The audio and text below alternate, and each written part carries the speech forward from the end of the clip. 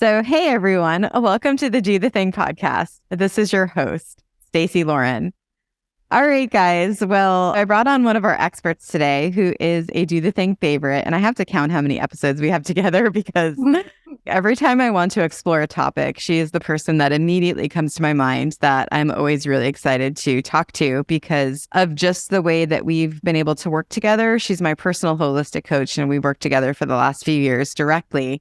And then in the last year, I've been doing Do the Thing. She's been able to be an expert for the community and help so many people in the community be able to unblock the things that they want so they can go after all of their goals and their dreams. And it's just amazing to have this opportunity with her. And with that, today's topic is going to be on I Dare You, because what I'm realizing as I'm starting the Start a Podcast Challenge that just launched yesterday is the common theme through all of the challenges is the dare. And I've even just coined the community as dare doers because that is really what they are. And the number one reason people join my challenges, really, whether they want to date, they want to write a book, they want to start a podcast, it's really to get out of their comfort zone. And the dare is such a great way to get them to do that without them even realizing it in some ways. And so anyway, I'm excited to explore this topic with her. And I'm not sure exactly where this will go, but it's always fun to kind of have that curiosity and see what happens. So welcoming Dr. Nancy de Andrade to the show. Hi, Dr. Nancy. Hello. Thank you for having me. And for those that haven't met me yet, I'm a retired psychologist and I've been practicing holistic coaching now, which means that I integrate the body, the mind, and the spirit, integrating all of the knowledge that I have about holistic medicine, about the way that energy works in the system, and psychology, science, spirituality, just a beautiful combination to help the person tune into who they truly are. And I'm really honored to share everything that I've learned. You have no idea how many books I've read, how many courses I've taken, how many hours and years of practice I've had, and how many success stories I hear constantly of working with people and sharing all the information I have. So I'll save you all the time and all the reading, and I'll give you all the information. I have it right here. So I'm happy to share. Yeah. And I think that's what makes me so excited to be able to explore this topic with you, because you have this 10,000 foot view of just expansive experience. And it's being able to integrate it in all these different levels. And I feel like there's so much power and depth in that to be able to do that with someone that is doing the thing in that way. Yeah, it's good to be able to have someone that can see it from outside of you, because sometimes we get such a narrow perspective. And I think my gift, as I've been told, I can explain really complex concepts into very simple ways. And I just love, love, love studying. My PhD is in clinical psychology with an emphasis on spirituality. And I just love exploring and learning. I read about 2 books a week or something like that. And it's fascinating. So let's start with the 3 words that have really transformed so many people's lives already, just in the last, it's really been 6 months since I've been doing these challenges. And it started with, I dare you. Dare you. Yeah. I would just love to hear, because you've been a part of this from the beginning, and it's been amazing to just have you really help me co-create what Do the Thing is today. Because from the very first dating challenge, you got on the Zoom and went with the community members and helped them expand their mind to see what's possible for them. So I would just want to see what your thoughts are about those 3 words and how it's just making a difference in the way that it has. Yeah. When we listen to words, we are encoding not the word, but the meaning of the word. If I were to tell the listeners, the ones that English is their first language, if I were to tell them the word war, W-A-R, immediately it creates a reaction in the system because of the meaning of that word, because of the association that they have with that word. If I were to tell you spring, people start getting happy and they start thinking about Easter eggs or whatever traditions they embrace, and the body reacts in a different way. I simply love the word I dare you because such a playful word is not like, I'm going to hold you accountable and you have to do this, but more like, hey, I dare you to cross that.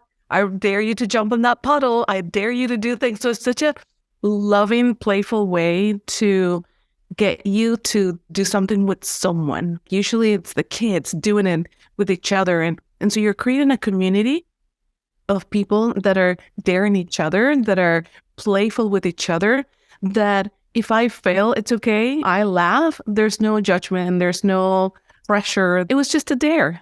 So I think that word resonates so beautifully, and it allows people to challenge their beliefs and get out of their comfort zone with fun, as a fun experience. Love being a part of that. Yeah, and I'd love to just kind of dive into that a little bit more, because there's something about the dare that gives you a different lens to be able to do it. And I think about this because I'm thinking of making these dare cards right now, because I was thinking of, I used to love the show Amazing Race. I haven't watched it recently, but when they have that ticket, have you ever watched that show? Which one is it? Amazing Race. They basically are traveling the world and they're going to all these different places. But yeah, they give them these tickets that have the Amazing Race on it. And they basically have to go up to strangers and ask them questions to be able to figure out where they're supposed to go next or what the next challenges is. And I feel like the idea of the dare, that's the lens, right? That they're in this game. And so I just love to hear what you think from that lens perspective, because I think that's what gets people to have a little bit more courage. Yeah, courage. I think that you just said the right word. When a person is there to do something, they are pushing themselves to do whatever they're going to do, despite the fear that they might be experiencing. Because it's such a fun experience, they push through the fear. Courage is not the absence of fear. And this is not a word that I coined. This is something I learned. Courage is doing what you're afraid to do despite the fear. And so I think the dares are pushing you to step into your courage, to step into the power that you have, to get to a place that you didn't think possible, to expand beyond your limited thinking. The brain wants us to stay safe because it's comfortable. We sometimes don't want to get up extra early to go work out or whatever because it's cold and it's comfortable in the bed. And the brain will do everything for that. The dare provides an opportunity to see the hope of accomplishing something. And it also pushes us out of the comfort zone. I heard Tony Robbins say, change won't happen until the pain of being or staying the same surpasses the pain of the change. So what that means is, if I'm comfortable, I'm not going to make any changes. It is when I'm uncomfortable that I'm going to step up. And the dares allow you to step into that, to take the courage to step into that. Yeah, interesting. That makes me think of that feather, brick, and semi-truck. Sometimes you need the brick or the semi-truck because then the pain is so big that you have to make a change, but it's so rare that people will do it when they just have that feather.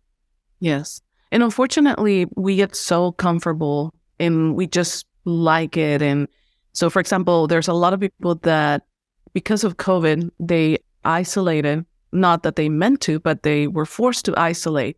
And they actually found it comfortable than having to deal with people in person. Why, when we have technology? And so for them to get out of that comfort zone that they've created, to go into society and dare themselves to speak to strangers and interview them in the streets like you've done and things like that, that is definitely pushing yourself. However, because it's so comfortable, they don't do it normally. But I think the dares allow them to get out of the comfort zone without the pain, which is beautiful. I think it's a magical recipe. It's a dare that seems fun without having to experience such a pain. Yeah, and bringing it back to that lens idea, I even think of the lens of a podcast, or when I was in sales, that helped me talk to people. I used to be really shy. And so I also interviewed a friend of mine who's a reporter, and she's an introvert, and she had the lens of a reporter so she could ask more questions. So the lens of the dare just makes you braver. Totally. I think the dare makes it a game, so there's nothing to lose. I've seen in the groups the dating there where this people have gone out of the comfort zone to take pictures with total strangers. But because it was, well, I was there, then the blame is on one else. I'm not going to be embarrassed. It's a game.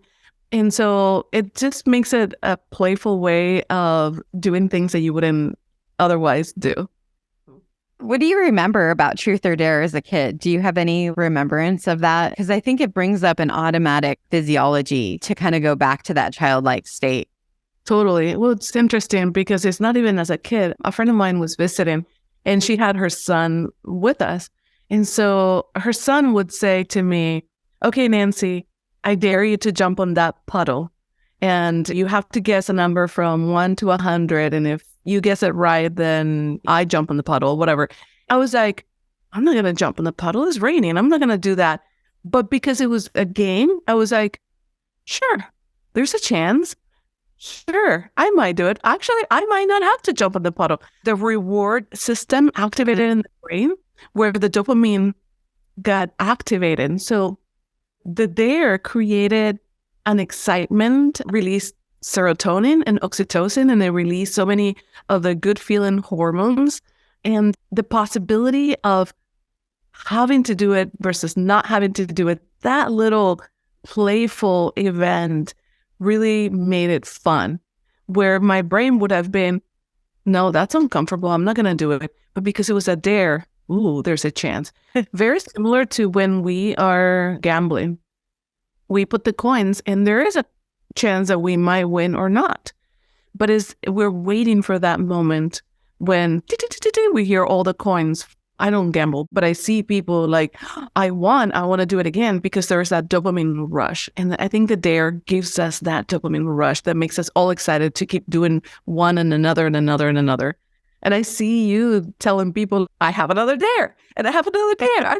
It's so awesome. You're like the Vegas of the dares.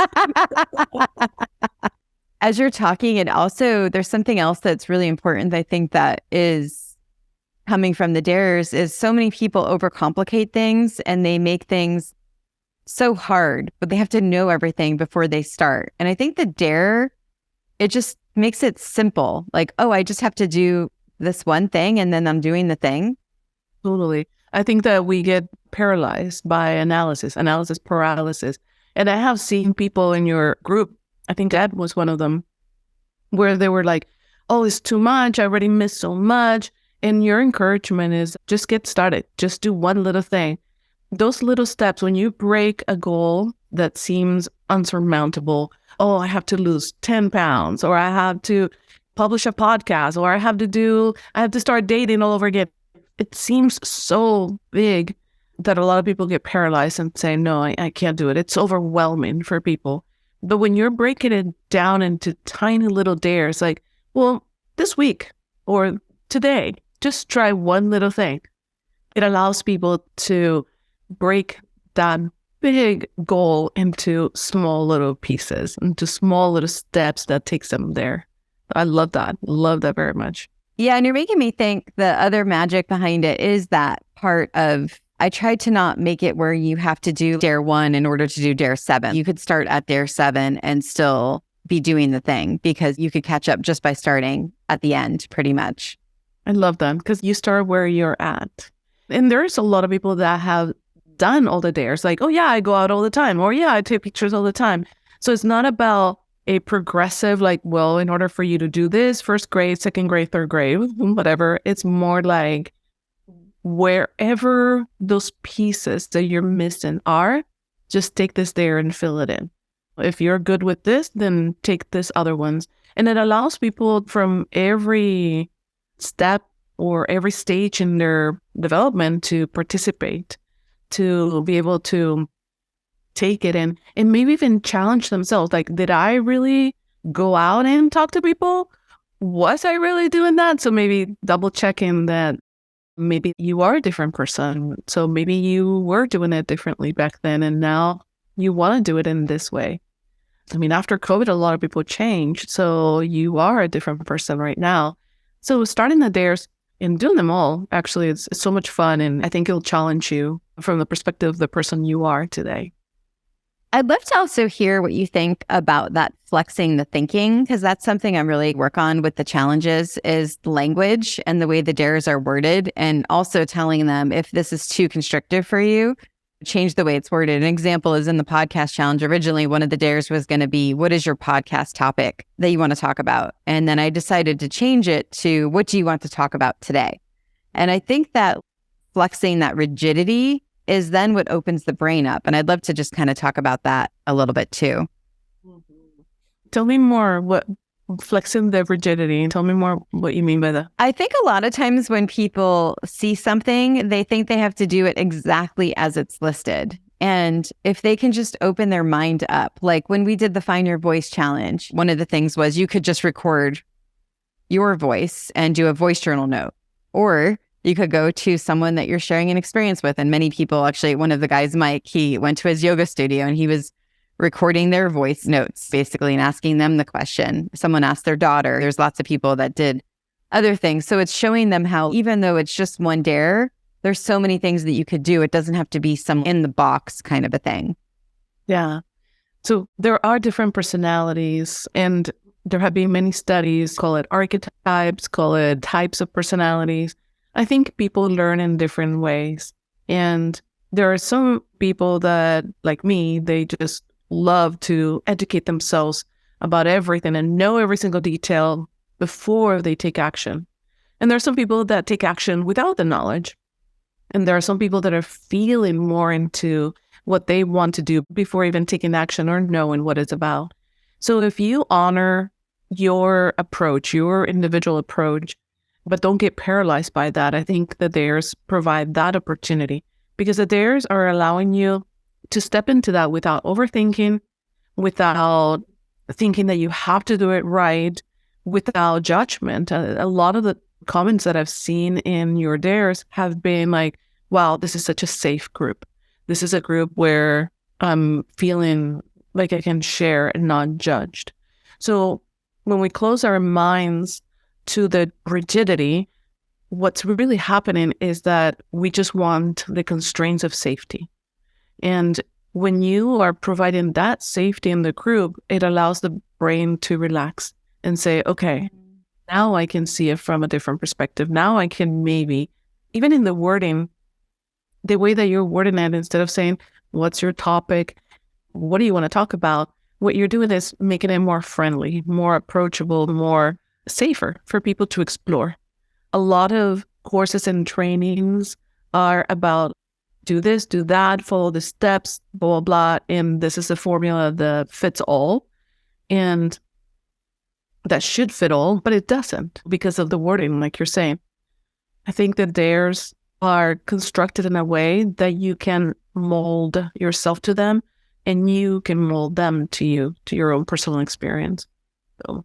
Yeah, this is reminding me, I mentioned before we got on recording that I recorded an episode this morning, and it was on a dare. I think that will probably be published before this, so I'll share what it is because I was keeping it a secret. But the dare is to get people to go join Toastmasters, basically. And so I brought on some of the people that I know from Toastmasters, and we were able to talk about that dare and what it would mean for people if they did it, and more about Toastmasters so it wasn't as scary, because I think that idea of Toastmasters can be scary. And actually, I was scared to go for 10 years. I was the CEO of a company and I was scared to go to a Toastmasters. It's just funny when you think about it. Anyway, but once you learn more about what it is, it's not as scary. And so anyway, I had them on. They were amazing. One of the people, Francine, you'll meet her in the podcast challenge. She's starting a podcast, so it was cool to have her on. She had said, just be a guest at a Toastmasters. And that was exciting to me because I think that's much less restrictive than joining, right? So that's exciting. So I think that's the other thing, is by talking to people and being able to hear the things that they say, it helps, kind of like you said, make it safer. Because I think being a guest is a lot safer than joining for some people, just to get started. Yeah, and I think that you mentioned something, which is learning about it. When you don't know something, a lot of the fears that we have is the fear of the unknown. But once you do it, or once you participate, or once you learn more about it, then you're like, oh, this wasn't as hard. I think that the dares help you get to that place, moving past the, I don't know, I'm afraid of the unknown. And you're like, I dare you to do it. I dare you. Let's go. And so it's like, oh, I'm going to push past the fear of the unknown, get to know that I'm afraid about. And okay, I can do this. So every step of the way is providing information. And the more you know, the more comfortable you get. You've gone to Toastmaster, right? You've done comedy. When you first started those two, you were like, I don't know about this. But once you kind of knew what it was about, once you participated once, you're like, okay, I'm not afraid anymore. Sure, maybe a little intimidated or whatever, daring myself more, but I'm not afraid anymore. So I think that the dare pushes you to pass that and to get to know that, learn about it. So that helps a lot. Yeah, it was funny because I haven't been going to Toastmasters lately because I've been doing comedy and it's kind of hard to do both at the same time. But after bringing them on and talking to them and just reminding, okay, Stacey, it's not scary, just go. It's funny. I was telling them I might go tomorrow just to like get back into it. But I think it's true. I think it's so easy. Once you stop doing something, it just showed me how easy it is, even though you love something, how easy it is to just get out of it. But once you hear about it, it reminds you of how cool that thing is. Exactly. I think that there's help with that and being in the community that supports that. And that's something that you advocate very much in every group and even in the formula that you're developing. You advocate for community to support the dares, to support the courage that you're taking to face your fears. You are creating a community that reminds you of the things that you want to do. And that is so, so, so important, which is what you just explained beautifully. Okay, you mentioned the formula. I'd love to hear, where do you think the dare fits into the formula, to the do the thing formula? Well, the dare is the game, and the formula is how to play the game. So when we are wanting to achieve something, either financial wealth, perfect health, or perfect relationships, or whatever perfect means to you, we have that goal, we have that dare, but how do we do it? And I think that the formula teaches you how, teaches you, okay, why do you want to do that specifically? And helps you fine tune your why. It helps you change your mindset about what you are thinking and changing from limiting beliefs to empowerment and courage. So I think every step of the formula that you've created helps people move through the dare into a successful step. So the dare is the goal, I would say. The formula is how to accomplish that goal. I've been thinking, yeah, the dare is the goal. And then it also is mindset because it gets you in the right headspace to be able to do the goal because it's a dare. Yeah, exactly. Yeah, I think the dares have a component of everything, have a little bit of the whys. And that is what you do in your dares. With every dare, it's like, okay, now I dare you to change your mindset and do this, or I dare you to find your people. And so you are sort of applying the formula in every step of your dare. So you're integrating them beautifully, I would say. How do you think someone that's getting a dare can approach it with curiosity and playfulness? I would say that everybody already does, to be frank, because the people that I've seen join are people that are already curious and that are already in that space where they want to play with others. Being a part of a group, I think, is the meaningful part. Doing it alone is difficult. So having that accountability, having the community, I think that's what makes it more magical. I love that you said that because, yeah, in my mind, I was thinking of it from the goal and the mindset. But you're right. It is really that my people part, which brings it back to that childlike game, right? Where you're feeling bonded by people by playing this game. Yeah. And if you see, people have started in the dating there, and now they have moved towards Find Your Voice there and your podcast there and so on.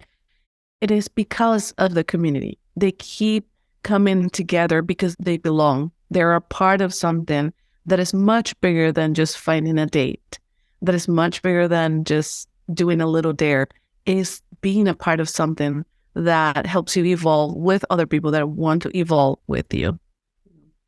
What do you think about the compounding? Because that's where I think the biggest results come from, because they're actually doing the thing that they want to do because it's a simple thing that they're doing every day. And then all of a sudden they look back and they're like, wait, what just happened? I have a podcast or whatever it is.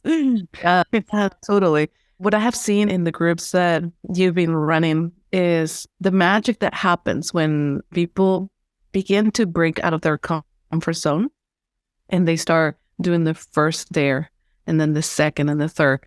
There is courage that stays, that keeps building up. And so when another dare comes, they're so rewarded by the experience that now they're challenging themselves to do something even bigger.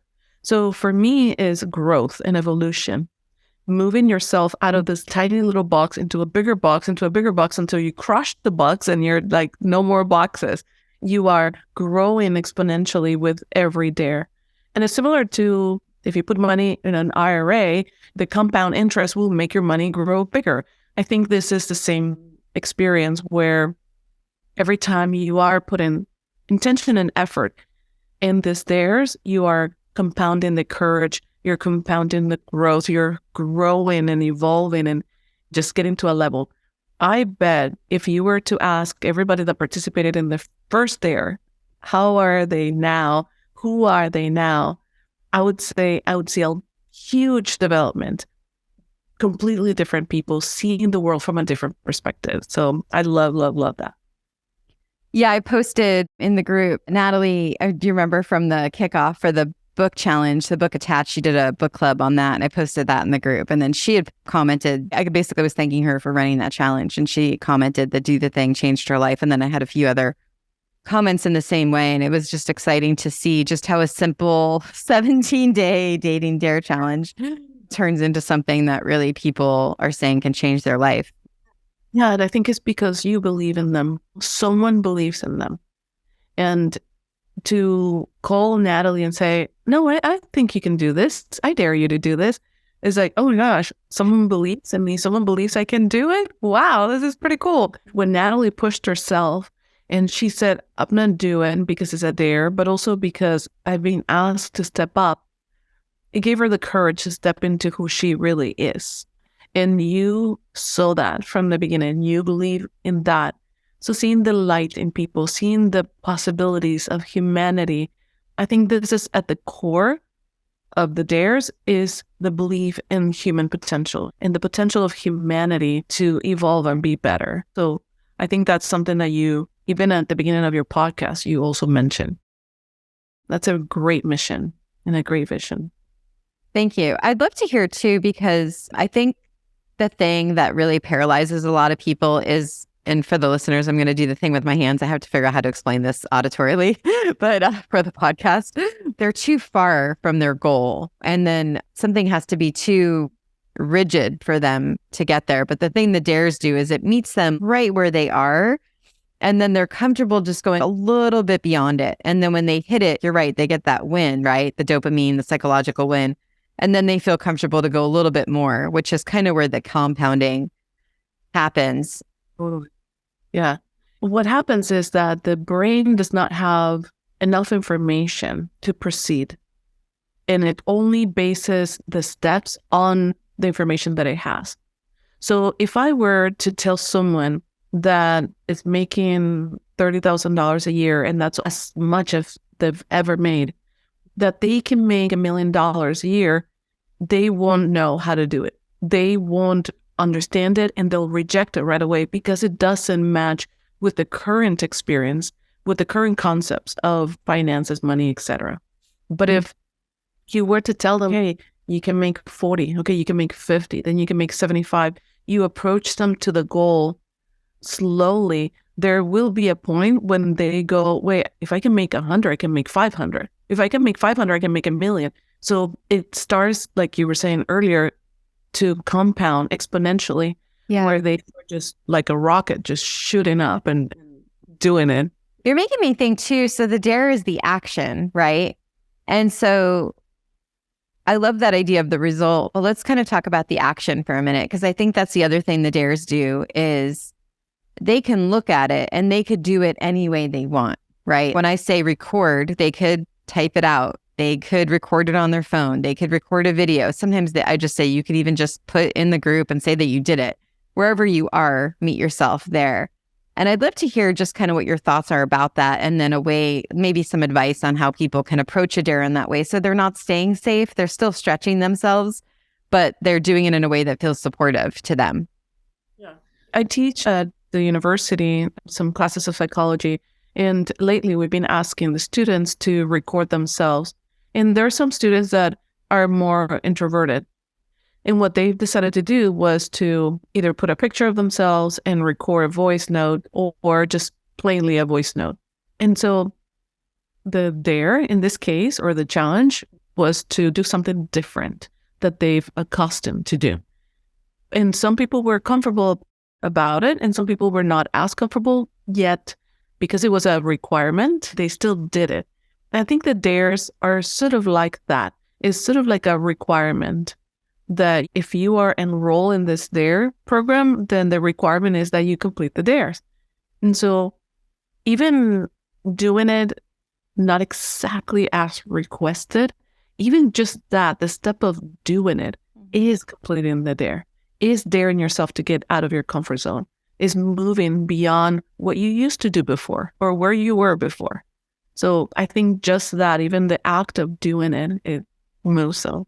What would be your number one piece of advice for the listeners on doing the thing, approaching the dares, whatever's coming alive for you right now? I want to say reach out to people and ask questions. Get yourself out there, because there's a lot of people that want to help you and support you and that are willing to do that very happily. So don't stay behind thinking that no one wants to help you. Reach out. People want to help. It's so good because that's a piece of the do the thing formula, is asking for help, which is under educate. And I think that is a huge part of how people do the thing. And there's so many people that have a hard time doing that because of ego or embarrassment or thinking that someone's going to think they're dumb. But once you can free that part of your mind to realize that you're just asking for help and that's how you're going to learn to be able to do the thing, then it's going to open you up to so much more. 100% agree. Please share where people can find out about you and also your podcasts as well. Yeah. So I just started a new podcast. It's called Holistic Being, and it's spelled as a holy stick being. You can find me on social media. I'm not a social media guru or anything like that. I rarely post, but you can find me at Dr. Nancy Andrade. And yeah. Thank you so much for coming on as always. I really appreciate it. This is so good. I can't wait to listen back and really dive into everything that you said. I love what you're doing, Stacey, and I really am honored to be a part of this and support it because it's such a labor of love. And I think that a lot of people have grown and evolved because of this. So I'm honored to be a part of that. Thank you. Thanks for your contribution to the community and to me personally too, as you know. And for the listeners, do the thing. Don't wait for opportunity. Create it.